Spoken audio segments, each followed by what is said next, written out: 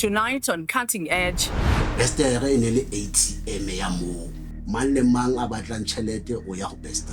I searched Nandi Maguduman. The security manager said to me, I'm not allowed to search Ms. Magudumana in the manner that I did, and that she's an important stakeholder. When I got that call, I became very suspicious because he had also said to me, before I got that call, said, Dad, they are trying to kill me. Good evening and welcome to tonight's episode of Cutting Edge. My name is Ondela Mbana. Tonight we continue our investigation into Mangaung Prison, a facility once described as one of South Africa's most secure, but now synonymous with scandal and abuse. In this episode, we turn to the man whose name has come to define the facility, convicted murderer and rapist Thabo Bester.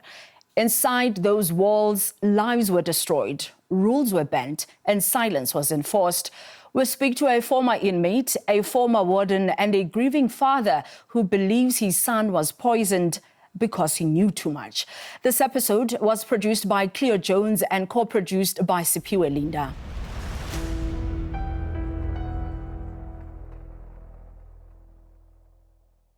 In this episode, we turn our attention to Thabo Bester, known as the Facebook rapist. He was linked to nearly 20 cases of rape, robbery, and the murder of a young woman. Sentenced to life, he entered Mangaung Correctional Center, a privately run maximum security facility operated by G4S. A former inmate, Khoitsiona Mokgopodi, reveals that he shared a section with Thabo Bester.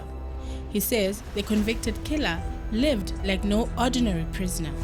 He claims he used money and manipulation to control wardens and inmates alike. So, ke dula ka cell 12, Bester ka cell 27, how do you cell ya?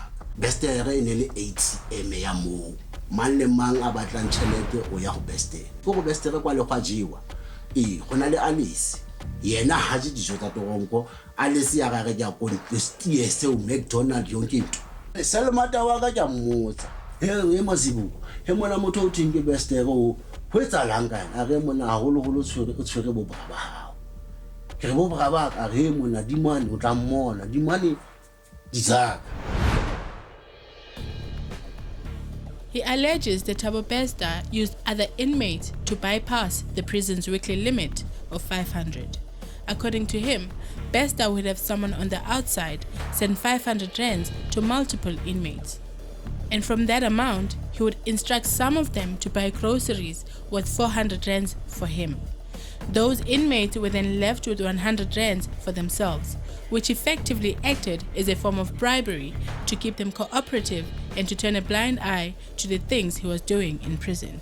This included prison wardens. He bana di mana gona go ha batho ba di 500 ile go yena na le ba ga mona se batho ba o fela ba bona go selmo go fitlela da batho ba ka o fela ke ba Bester ke ke di 500 ka o fela ba ke re mona mosdimane ke yena mogo wa himos Alice ka mona ke Bester sister ke re batho ba bo ma 30 ba ka calculate fela 500 is 30 ke ba 500 is 30.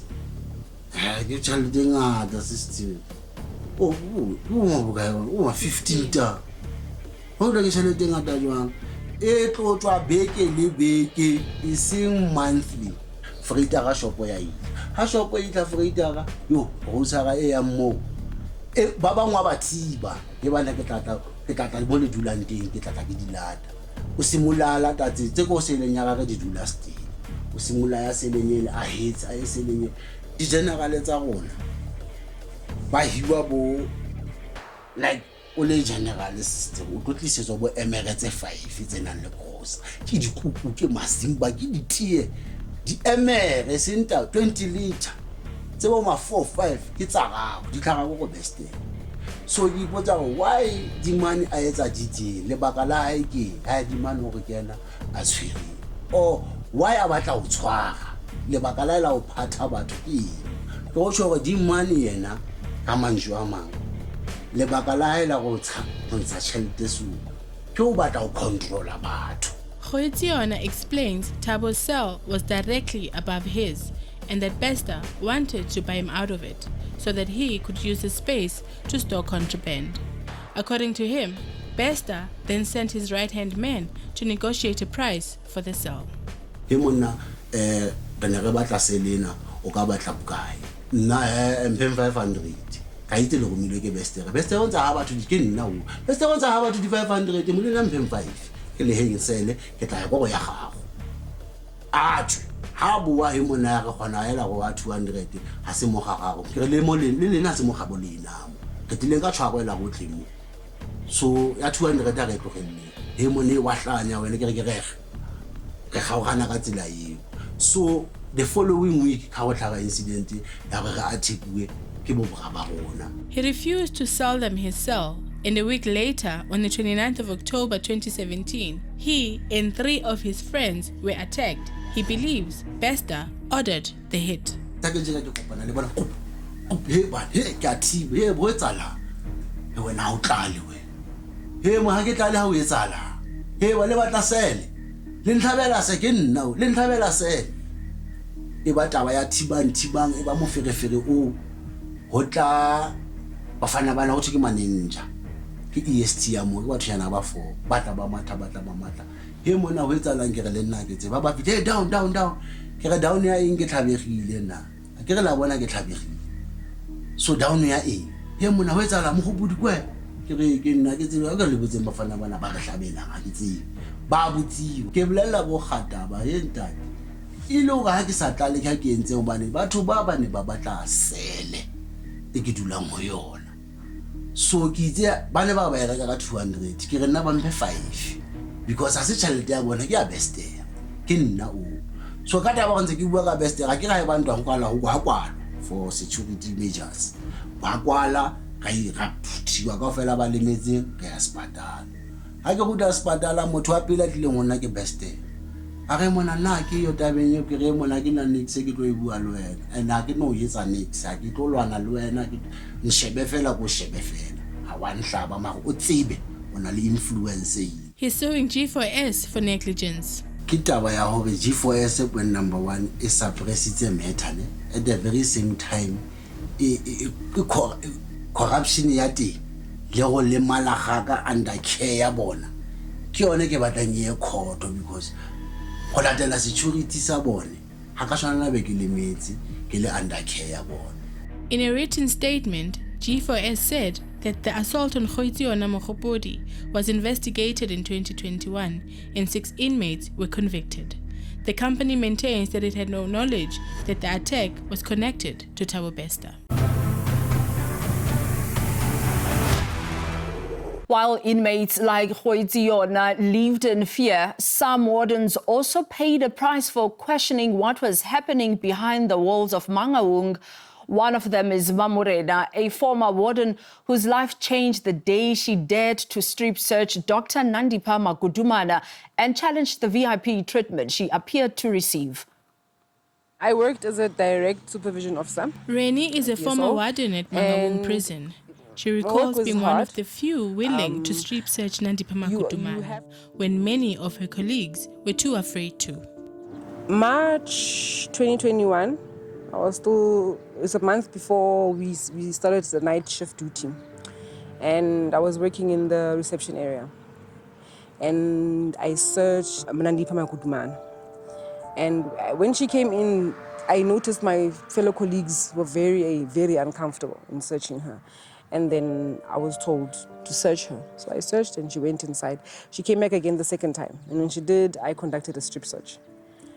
And when I conducted the strip search, it was a whole lot of why, because she was considered to be a very important stakeholder. It was the security manager who then said to me, I'm not allowed to search Ms. Magudumana in the manner that I did, and that she's an important stakeholder. I will not forget the words, because it was 10 minutes after she went in for the visit that I was receiving different calls from inside. So news traveled very fast that I searched her. And my family member that works there as well had called me and asked, what am I doing? I thought, I'm doing my job. I just searched Nandipha Magudumana, and he said, big mistake, and he hung up. That for me was scary because I didn't understand what was happening. At the time, I didn't really know who Thabo Bester was. And then they kept saying that it's Thabo Bester's wife. She threatened to go to the media about my behavior, and I did give her my name and I said she's free to go there. I was charged for that, but there was never a formal meeting. She says Nandipha was barely searched every time she came to the prison to see Thabo Bester. She was searched, but brief. It was sort of like a run over. She came twice in one day. She didn't go to visitation. She went to the office side. So I was observing these things, and as a visitor, you do not go towards the office side. So I did see that she was getting quite special treatment, especially from the security team. Then came the 3rd of May 2022. A fire broke out in cell 19, and it was said that Thabo Bester had set himself alight in his cell. She says she was never convinced when her and other wardens were told. For me, it didn't make sense. But at G4S, you are told you don't discuss anything. Whatever happens there is there. If you feel uncomfortable about it, you can't even tell your buddy in the station, what happened there. So people were talking about it. So I was the only one that went out and said, listen, there's no socket in that cell, and the light switch is outside. He doesn't smoke, there's no matches allowed in prison. How did he burn? It didn't make sense. I didn't believe it. Most of us didn't believe it. So when you raised those concerns or your suspicions, what was said? Nothing was said. Instead, I was told I should move from the sections. They created a post for me as a PDSO, program DSO, which means I will have less dealings with inmates. She claims that her being vocal about things that were happening within the prison made her a target and therefore made life very hard for her and couldn't continue working within the prison. She has since left her job out of fear for her life. So it did kind of change my life. I had to relocate. I had to change schools for my kids. And yeah, it's caused a lot of disturbance in my life, a lot. I just want to wrap it up as I am scared. I see you're getting emotional. Why is that?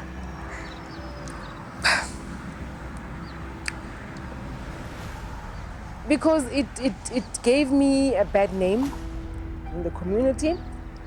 I spoke about Nandipha's appearance and dodgy dealings way before Bester disappeared. And when he finally disappeared, MCC approached DCS as I am part of Bester's dealings. You know, they gave me a negative name in the community. People say I am eating Thabo Bester's money, and I don't even know Bester. But all of those things came from G4S. Every day is a reminder of that.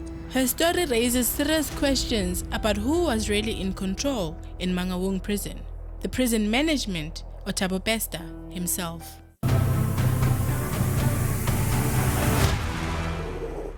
In this segment, we'll speak to a father who says he believes that prison officials poisoned his son inside Mangaung Prison for knowing too much regarding Thabo Bester's escape and was speaking out. His death was declared natural, even though signs pointed to him being poisoned. For this father, the search for the truth is deeply personal. 36-year-old inmate Debu Khopadi worked as a cleaner inside Mangaung Prison, a job that gave him unusual access to different sections of the facility. Former inmates say he used that access to move goods and information for others, including allegedly for Thabo Bester. According to the prison inmates, he was close to Thabo Bester, and he was also known as the transporter of Thabo Bester. And another thing was that since he was a cleaner, he had an access to the police locker, what they call the EST locker, where staff that arrived for Thabo Bester would come to him and he would hide it in that locker and take it to his cell, okay. And Thabo Bester would collect it from his cell. From him, okay. Yeah, that's right, yes. And it was also said that he was an asset to the prisoners because they would get stuff sent to them through him.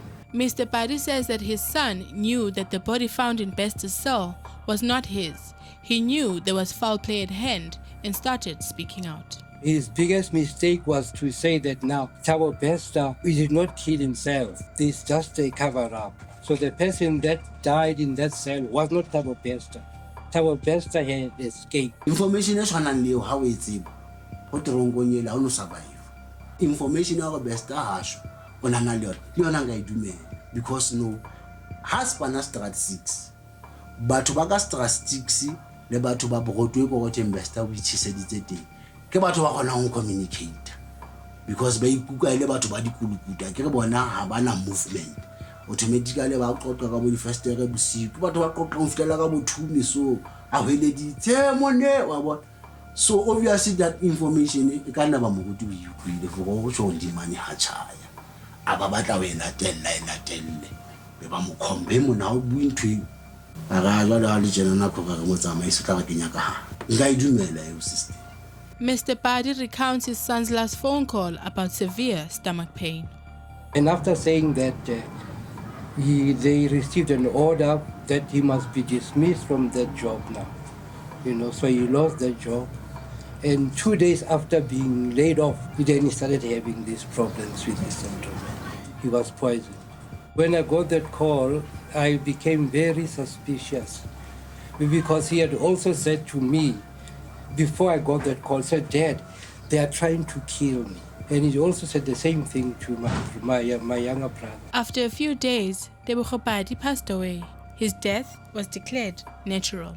Ba go tu ka natural in batho bao onzo we bo o dikere sister ke le freezen gesonto so ha ke kala ke nyamela o bo utlwa go thikishulu ke bolauwe ha se natural cause ka bo eng ke bolauwe. I believe that his death has everything to do with Thabo Bester's escape from prison because he was saying, no, he did not die, he escaped, and saying that his death is just a cover-up. They gave him poison food. It was when Tebogo's body was viewed that his father's suspicions grew even more. When his body arrived, because we also went to wash him, so there was this yellow fluid coming from his nostrils, which was odd. No autopsy was conducted on Tebogo's body. What I'm pushing for right now is for his body to be exhumed so that we can do a proper autopsy. That's what I would like to do because as far as I'm concerned, up till now, I think there's been a cover-up. We reached out to G4S regarding the father's suspicions. And in a written statement, they said, any death in custody is reported to the appropriate authorities, and the cause of death is determined by a registered doctor or a state pathologist. For years, journalist and author Ruth Hopkins has been one of the leading voices exposing abuses inside Mangaung Prison. Her investigations helped uncover shocking accounts of torture, cover-ups and corruption within G4S. Ruth takes us back to what drew her to Mangaung Prison. I realized there was a pattern of abuse and cover-ups going on because of the sheer number of prisoners who spoke to me about events that were just very similar. So a lot of prisoners would be tortured with electroshocks by the EST, the Emergency Security Team, kind of a riot team in the prison that would be called to fights and other incidents.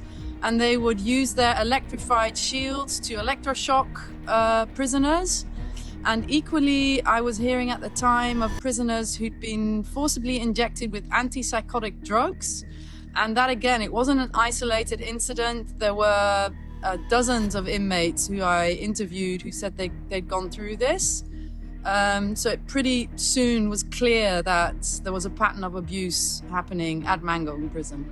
She explains why she thinks there has been so much silence from authorities, even with mounting evidence of abuse and suspicious deaths. I don't know why the authorities are staying silent. I mean, I started this investigation in 2012 and it's now 2025 and I'm still investigating this prison because nothing has changed. I wrote a book, I made a film about this prison, I've written, I don't know, countless articles exposing murder, torture, forced injections with antipsychotic drugs. I've been challenged before the press ombudsman who ruled in my favor. I've never been sued, so what I've exposed is based on hard evidence. But G4S is protected by DCS, the Department of Correctional Services, and it's created this perfect playing field whereby there's absolutely zero accountability. And the fact that pretty much every year, somebody tells me about another prisoner who's been murdered. And because I keep bearing witness to prisoners being murdered inside Mangaung Prison, that's actually the reason that I'm still, in 2025, still investigating this prison, because nothing has changed. There's no justice, there's no accountability. Inside Mangaung, Bester lived nothing like an ordinary inmate, reportedly running businesses, controlling money, and influencing staff. Former inmates and wardens say he operated with impunity, protected by a system that rewarded silence and punished those who spoke out.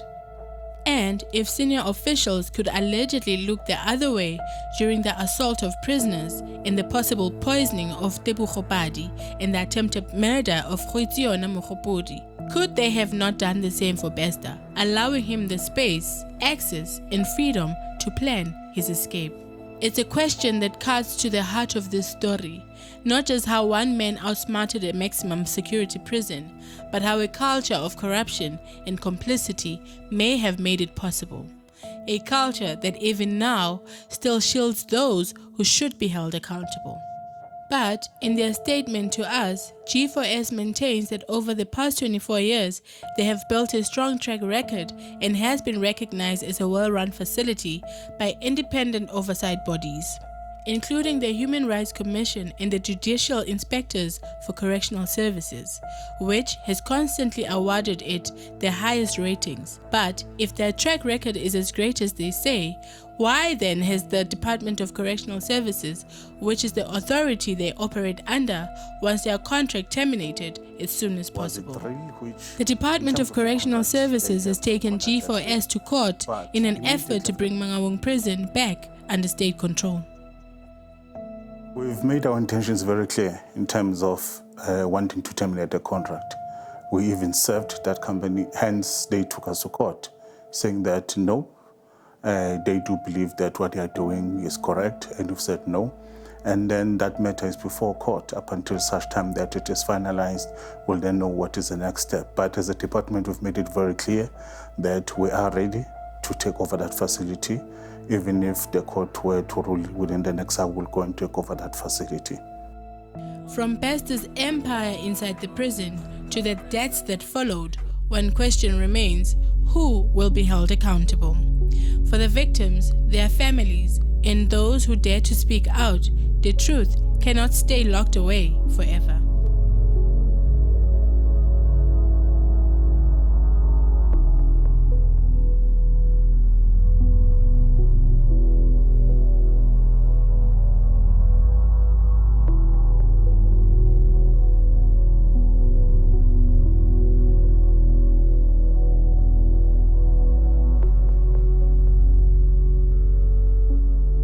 For the living, closure remains out of reach.